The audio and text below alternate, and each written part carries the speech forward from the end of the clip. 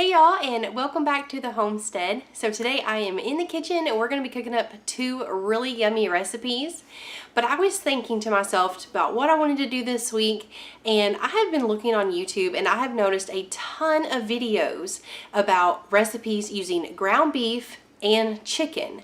But one meat that I don't see a ton of is pork. And so I just bought a ton of pork to put in our freezer.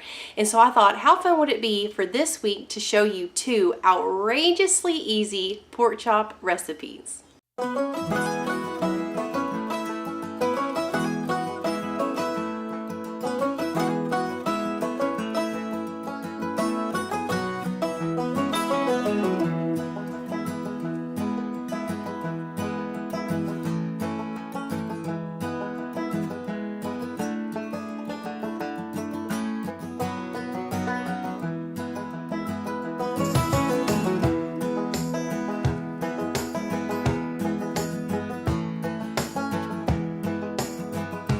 For our first recipe this week, we are making a French onion pork chop. It's going to go in the oven really quick, really easy.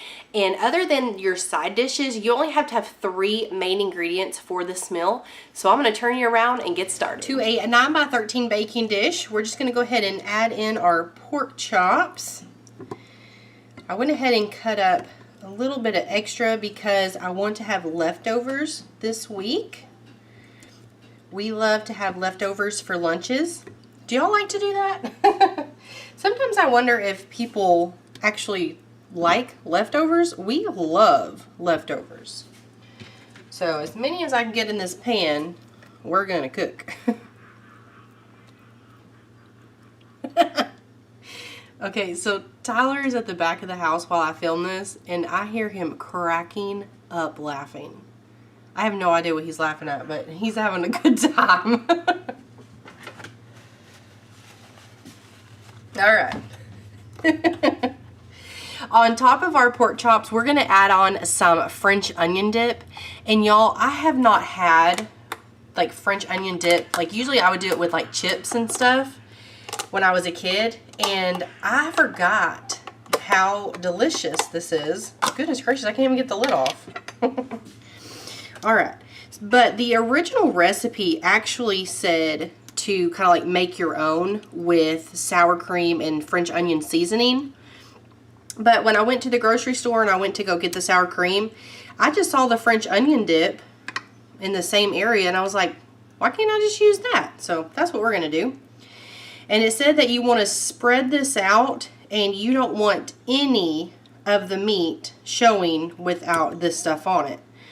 So I'm going to make sure to get a really good thick layer of this on there. I'm probably going to go ahead and use this whole container.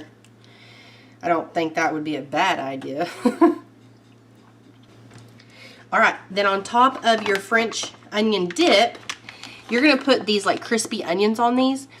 My Walmart had a garlic pepper flavor and I was like, ooh, that sounds so good. So we're going to use that one. If you don't want the garlic pepper seasoning, you don't have to. You can just get the regular kind. That's fine.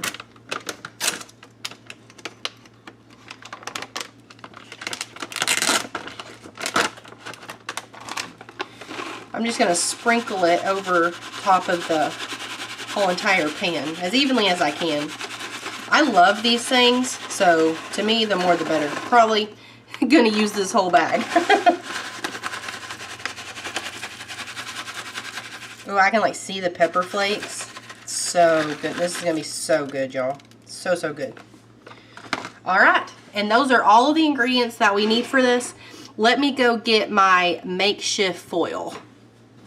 We're going to bake this in a 350-degree oven, and it says to cover it with foil for about 30 minutes in the oven. Then you're going to take the foil off and cook it for another, that was my oven. You'll cook it for an additional 30 minutes or just until your meat is done. It's probably just going to depend on how thick your pork chop slices are. But since I don't have foil, I'm just going to take a baking sheet and put it on top. That way the crispy onions don't burn on the first 30 minutes. So cross our fingers that this actually works.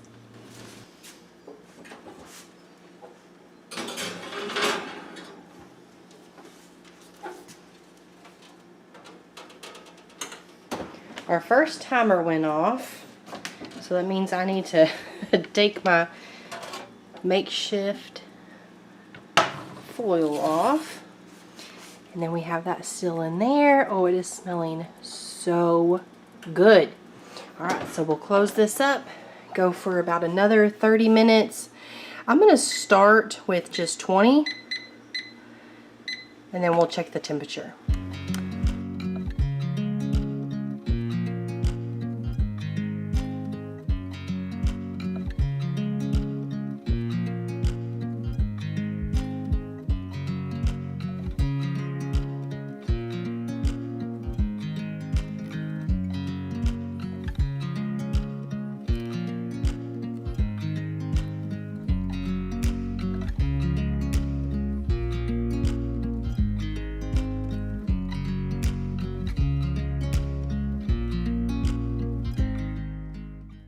Well, it's official.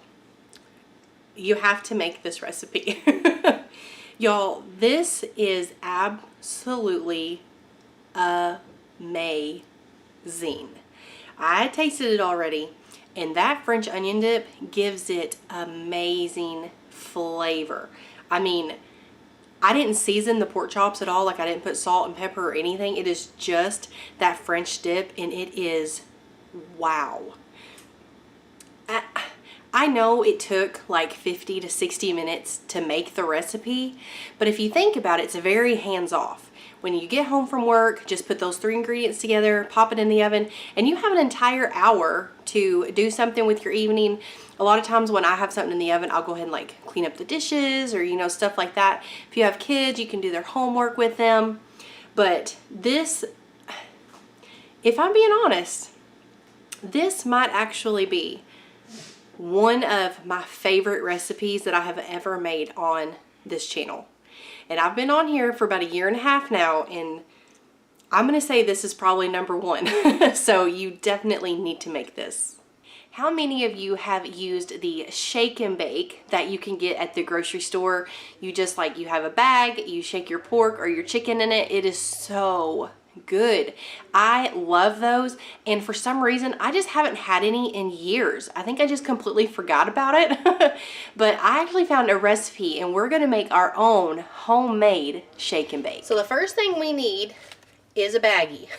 Very technical, I know, but I would really like to get some of those like baggie holders that you can get on Amazon. That would be perfect for this because you're going to be putting lots of ingredients in here, but I don't have one, so this is going to be just fine. So first we're going to add in some breadcrumbs. It said to add in about 1 cup, and that's probably about what I had in that jar. And then it also said to add in some panko breadcrumbs. I'm just going to go ahead and add all those. For our seasonings, I'm going to start out with just some black pepper. You also can add in salt. The reason I'm not going to add in salt by itself is because it says to add in garlic powder, and I have garlic salt, so that's what I'll use for that. So I'm just going to go ahead and kind of eyeball this pepper here. That looks pretty good to me. Add in some garlic salt. Don't want it to be too salty, so not too much. Some paprika. I have ground paprika. You could use this, or you can maybe even use like a smoked paprika. That would probably be really, really, really good. Got some parsley.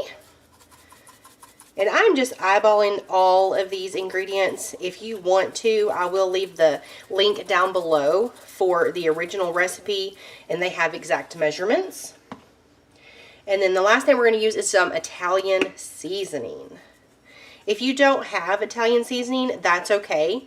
If you have some oregano, I think that would be a great replacement because there's oregano in here and it'll be just fine. And you know what? You can also make this your own too. Just put in your own favorite flavors. I'm just going to go with this recipe so I can link it for y'all. But if you have a favorite seasoning, go ahead and just add that in. I think it would be just fine. Alright, now that everything's in our bag, we're just going to kind of give it a shaky shake. That way all those ingredients can get incorporated together evenly. Oh, after shaking this up, I forgot I had one more ingredient sitting over here. You're going to want to take 2 tablespoons of canola oil and add that in. That's just going to help this mixture stick to our pork. I mean, I guess technically you could do like an egg wash in this, kind of like if you were like breading and frying it. But just adding in that oil is going to help that. So now that I have all of the ingredients shaken up well together, we're just going to open our bag. Going to take one of our pork chops. We're going to plop it right in there. Close our bag back up. And then, like the name of it says, you're going to shake it. And you just want to make sure that the pork chop gets very well coated with this breading.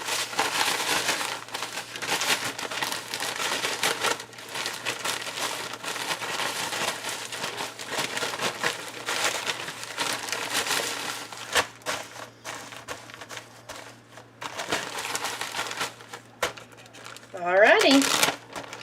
Then I'm just going to take it out. Ooh, that is so nice. It stuck really well. And I have a baking dish sitting over here on the stove. I'm just going to go ahead and place this on there. And then we will repeat this process with all of our pork chops.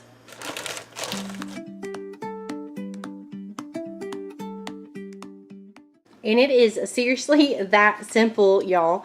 So I have the oven preheated to 400 degrees.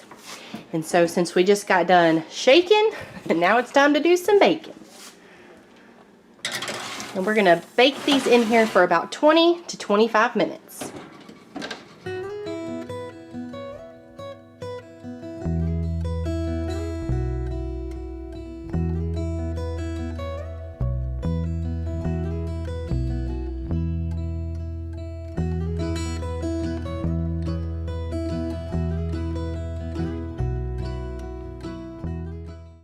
Y'all, this recipe turned out really great. It tastes great, amazing flavor.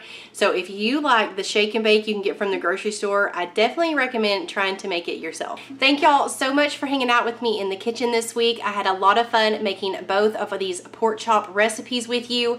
If you make these recipes, make sure to leave me a comment down below. Let me know how you like them. Tag me over on Instagram. I would love to see y'all trying out my recipes. Make sure to give this video a thumbs up. Leave me a comment down below. If you are new, I would love for you to subscribe, and I'll see y'all next weekend. Bye. Appreciate y'all.